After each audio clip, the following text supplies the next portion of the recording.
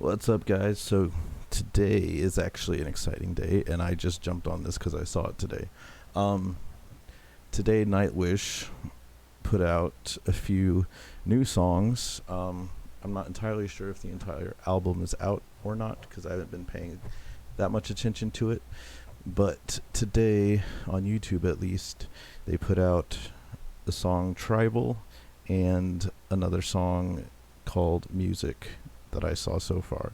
So, I will be taking this time to react to Tribal. So, without saying anything else, because I don't want to say anything else at this point, let's get started.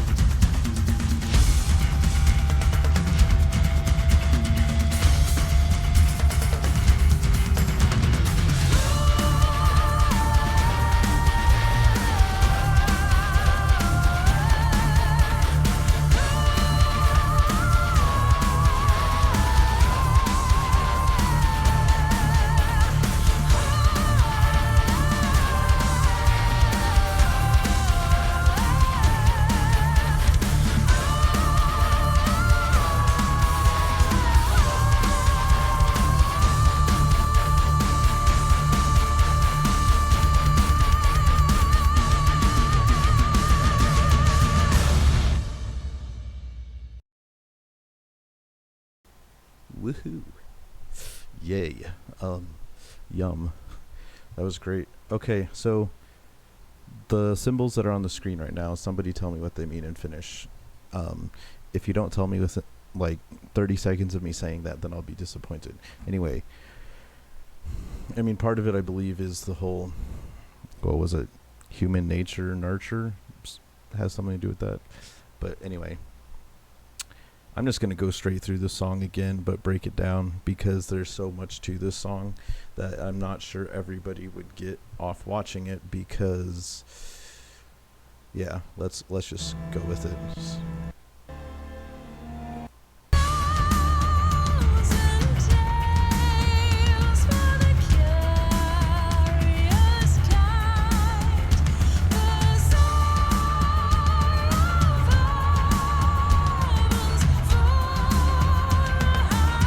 Okay, so we'll start here with this idea here.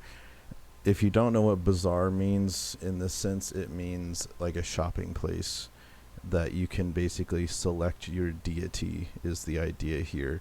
That you can select, okay, well, you know, I want Zeus, I want Odin, they're all for sale. And if you haven't noticed in this song, the theme here is that religion is used as a entrenching tool to make people submissive to something, and then religion itself hides these terrible people or terrible creatures, because some of them are barely human, but religion is a cover to do terrible shit. Anyway, so these first two lines, what was the one before this?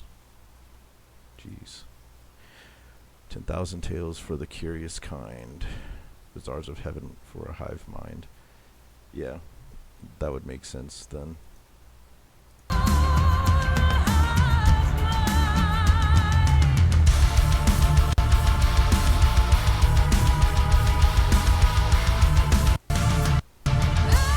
This is probably the most interesting line to me in the entire song here. So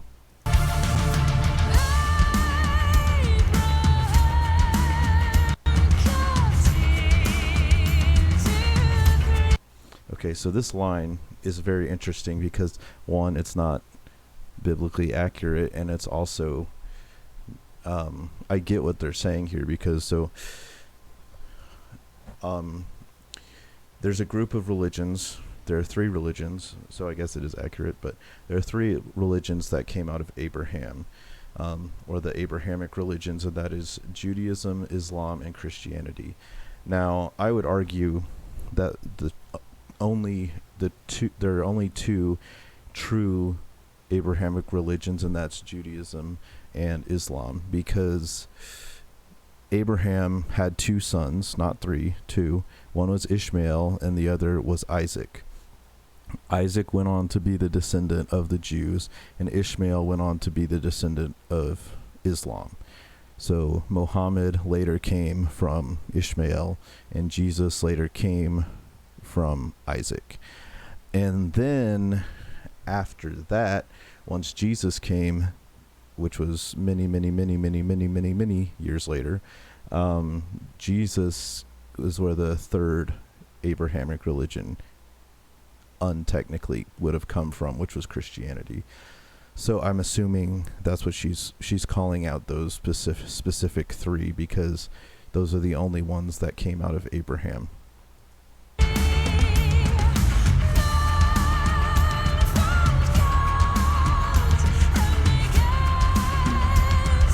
I think that's also interesting because when you see Judaism and you see Christianity and you see Islam, you tend to see those three religions definitely more active in the act of conversion than and evangelism than other religions. Like, you don't necessarily see Hindus or Buddhists running around being like, join us, you know. Like Islam's approach is, or at least extreme Islam's approach is, join us or we'll kill you. Moderate Islam is, join us or, you know, we won't necessarily be friends. And then Judaism is, we're Jews. Hell yeah. Kind of. And I know some Jews tend to be like, we're saved based on the fact that we are born Jews. And I won't say anything to that.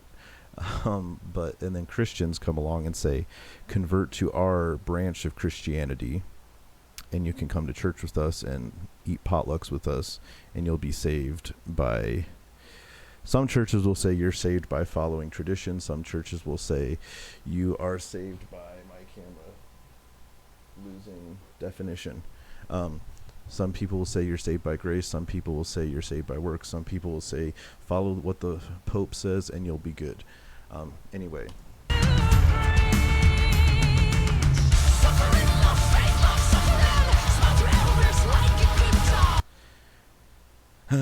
Okay. Okay, so this whole segment through this line that I paused during is the whole idea that in order to follow a religion, you are basically giving up your control of your life, and you're basically giving it over to whichever religious teaching it is that you are believing in, and that's just it. Like, you're kind of, I'm not going to say you're weaker for doing it. It's more of you are becoming a servant to whatever it is, and you're doing it misguidedly and blindly because there is no such religion. That's the idea that I'm giving. And obviously, if you're coming from the premise of humanism, where there is no God, there is no higher power, and all gods are creations of your mind, then yeah, this makes sense, singing the praise of your creation, because humans came up with all these ideas themselves.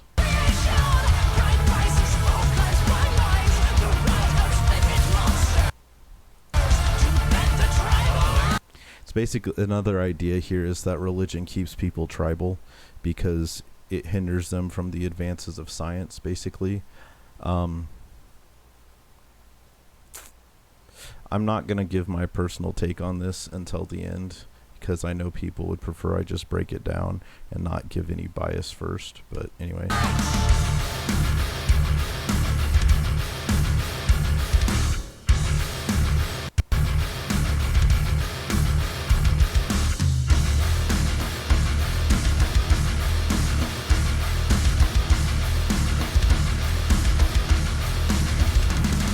Okay, so this part that's coming up is really, really interesting. Because it's not just supposed to be a tribal beat. It's not supposed to just sound like that. It's actually... You know what? I'll save that.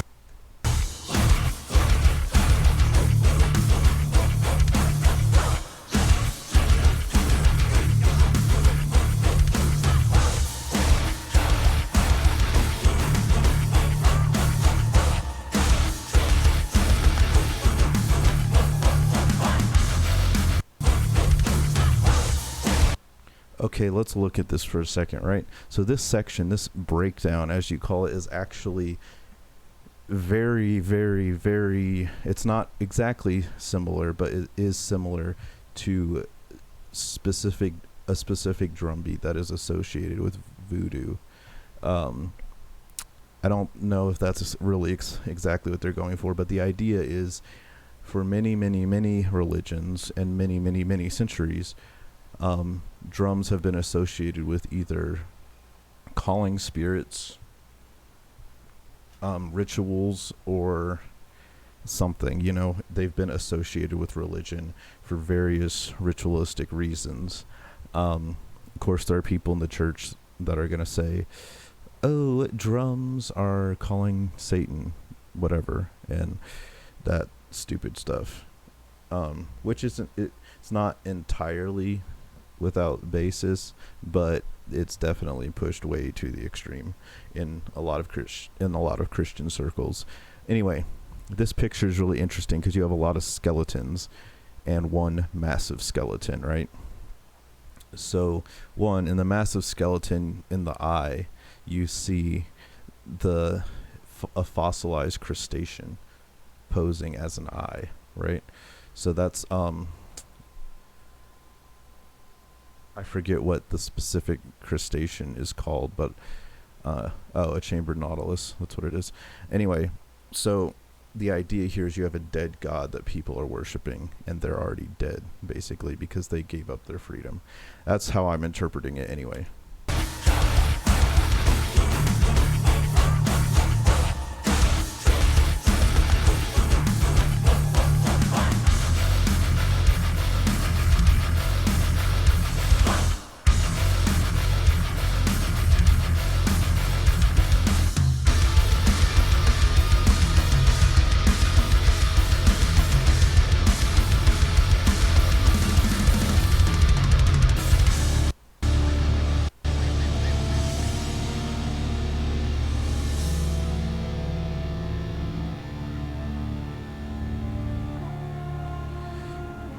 So this scene obviously isn't super significant. It's just supposed to represent some sort of holy book, or that's the idea that I get, is that it's just supposed to represent a holy book.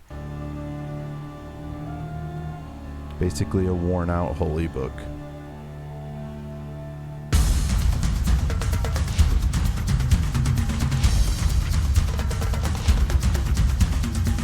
So the last thing I'll say is pertaining to this edifice, if you will, which is very reminiscent of, to me, it's very reminiscent of Meshuggah's song Clockwork, the music video. Anyway, so if you look at this, right, you have the human skull in the front with the crustacean, the chambered nautilus, and the eye. Everything is falling apart, but next to each side of the skull, you have a full skeleton of a bird, right? So you have bird 1, bird 2. Underneath that, you have what I am assuming they're going for here, because it looks like a more ape-like skull, which is, I'm assuming that they're going for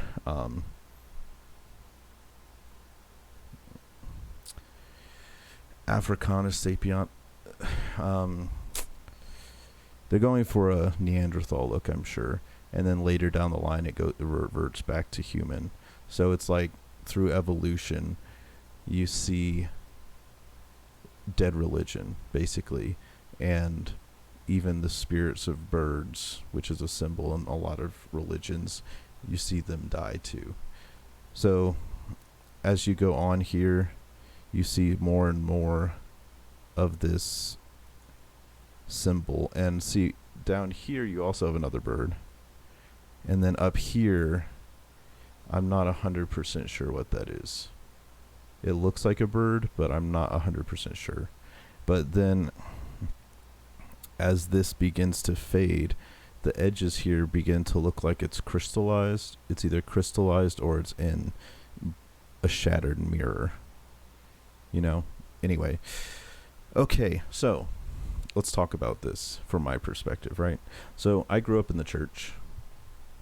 I grew up in not the Catholic Church. I grew up in a Protestant church. And for the longest time I just took everything at fact, like as fact. Oh, Jesus, yeah. Oh, God, yeah. Oh, Holy Spirit, okay. Oh, 12 disciples, okay. Crucifixion, okay. 3 days dead, then he's alive again, okay. Yeah, all this stuff just fact, you know, like, boop. This is how it is. This is what I'll believe. Okay, too easy. So that's what I did for many, many years. Then I went to college, and I got my bachelor's degree in church ministries and a minor in psychology. After that, I then pursued my master's for a year before I was like, I can't do this. This is absurd. And that was a master's in divinity to become a pastor. After that, I joined the military. So through all those steps, my personal beliefs have changed drastically, because every step of the way they've been challenged, and every step of the way I have to actually think for myself. And so when you get into the philosophy behind songs like this, you have to get to where the person's coming from, right? And based on other things by Nightwish, I can assume that they're coming from a more humanistic standpoint, which is consistent with most of Europe. Regardless of where you are, there are very few uber religious countries now in Europe. And a lot of metal bands also, hard rock metal bands, metalcore, whatever, tend to take this stance that religion is a bunch of garbage and needs to be thrown out the door for humanity to advance, or that religion is just plain stupid. I think Nightwish, though, is taking a more artistic approach to saying that, which is fine. And don't get me wrong, I still believe in certain things, but I basically agree with this song. also. So as complicated, you can ask me why that is, and I will gladly tell you and go into more detail. But as of now, I pretty much agree that religion itself as a structure for, I definitely, especially if you look through history of the Catholic Church, you see religion being used heavily to manipulate people. For the longest time, commoners were not, or lay people, commoners were not allowed to read the Bible because the Catholic Church said if you're common, you couldn't understand it. So we're going to tell you whatever and you'll believe it because we're the church and you're superstitious. And then Martin Luther showed up and was like, hey fuckers, here's 95 reasons why what you teach is bullshit. And yeah, so anyway, I'm not going to go into the history of Christianity, but anyway, that being said, I really do like the song. I love every single little detail that they put into this because it drives home the point so freaking well. Like, it's great. I really enjoy it. Like, I would love to meet them and just talk philosophy. Like, screw music, because I mean that would be a great conversation too, talking about music, certain things we like to, whatever. But to talk with Thomas and, well, really all of them, because I'm sure they all have slightly different beliefs about stuff, but I'm sure they all can articulate them extremely well. But anyway, I would love to talk to them in person about this because this is just incredible. And they think so artistically and philosophically about everything. So anyway, let me know what you think of the song in the comments below. I will also link this video, the original video, for you to go watch yourself, pause it as much as you want, see if there's something in it I missed that I didn't see. Aside from that, thank you guys for watching. I hope you guys have a great day, and as always, stay safe, stay kind, and stay healthy, and I will see you in the next video. Peace.